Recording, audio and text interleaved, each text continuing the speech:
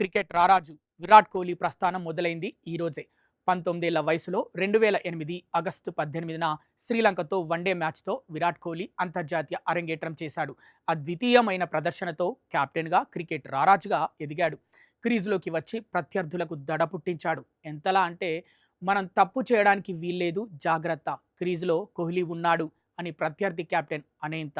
ఒకప్పుడు సచిన్, తర్వాత కోహ్లీ అని అందరూ చెప్పుకునేంత. ఇప్పటికే అన్ని ఫార్మాట్లలో ఈ తరం చూసిన అత్యుత్తమ బ్యాటర్గా విమర్శకుల ప్రశంసలు అందుకున్నాడు. మైదానంలో తిరుగులేని శక్తిగా భారత క్రికెట్ ముఖచిత్రంగా ఎదిగిన ఈ పరుగుల యంత్రం సోమవారంతో అంతర్జాతీయ క్రికెట్లో 18 ఏళ్లు పూర్తి చేసుకున్నాడు. ఈ సందర్భంగా కోహ్లీ ప్రయాణాన్ని గుర్తు చేసుకుందాం.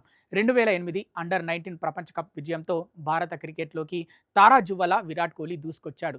అండర్-19 ప్రపంచ కప్ విజయంతో ఐపీఎల్లో రాయల్ ఛాలెంజర్స్ బెంగళూరు తరఫున అవకాశం అందుకున్న కోహ్లీ అదే ఏడాది శ్రీలంకతో సిరీస్కు సచిన్, సెహ్వాగ్ గాయాలతో దూరమవడంతో అనూహ్యంగా భారత జట్టులో చోటు దక్కించుకున్నాడు.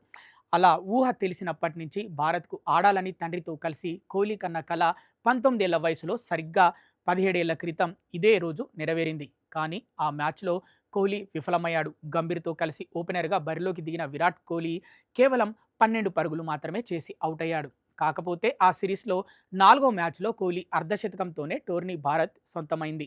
అక్కడితో తన రాత మారిపోయిందనుకున్న కోహ్లీ ఆశ అంత సులువుగా తీరలేదు. తర్వాతి సిరీస్కు సచిన్, సెహ్వాగ్ అందుబాటులోకి రావడంతో కోహ్లీ జట్టులో చోటు కోల్పోయాడు. 2009లో భారత్లో శ్రీలంక పర్యటించినప్పుడు 4వ వన్డేకు గాయంతో యువరాజ్ సింగ్ దూరమయ్యాడు. అతని స్థానంలో కోహ్లీకి అవకాశం లభించింది. వచ్చిన అవకాశాన్ని సద్వినియోగం చేసుకుంటూ అప్పటి సహచర ఆటగాడు గౌతమ్ గంభీర్తో కలిసి సింగిల్స్ తీస్తూ అతను తన తొలి శతకాన్ని సాధించాడు. 3వ వికెట్కు వీరిద్దరూ 224 పరుగుల భాగస్వామ్యాన్ని నెలకొల్పారు. అయితే కోహ్లీ ఆటకు ముగ్ధుడైన గంభీర్ తనకు ఇచ్చిన మ్యాన్ ఆఫ్ ది మ్యాచ్ పురస్కారాన్ని కోహ్లీకి ఇచ్చేశాడు. పరుగుల ప్రవాహాన్ని కొనసాగిస్తూ జట్టులో శాశ్వత సభ్యుడిగా మారాడు. అనతి కాలంలోనే స్టార్ క్రికెటర్గా, టీమిండియా కెప్టెన్గా ఎదిగాడు. అతని సారథ్యంలో భారత జట్టు అద్భుత విజయాలు అందుకున్నా ఒక్క ఐసీసీ టైటిల్ గెలవలేదు. 2017 ఛాంపియన్స్ ట్రోఫీ ఫైనల్, 2019 వన్డే ప్రపంచ కప్ సెమీఫైనల్, 2021 డబ్ల్యూటీసీ ఫైనల్లో కోహ్లీ సారథ్యంలోని భారత్ ఓటమి పాలైంది. అదే సమయంలో కోహ్లీ ఫామ్ కోల్పోయాడు. దీంతో సారథ్య బాధ్యతల నుంచి తప్పుకున్నాడు.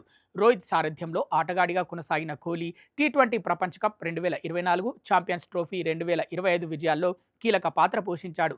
టీ20 ప్రపంచ కప్ విజయానంతరం పొట్టి ఫార్మాట్కు వీడ్కోలు పలికిన కోహ్లీ అనూహ్యంగా టెస్టులకు కూడా వీడ్కోలు పలికాడు. ప్రస్తుతం వన్డే ఫార్మాట్లో మాత్రమే కొనసాగుతున్నాడు. 2027 వన్డే ప్రపంచ కప్ ఆడి ఆటకు సగర్వంగా అల్విదా ప్రకటించాలనే లక్ష్యంతో ఉన్నాడు.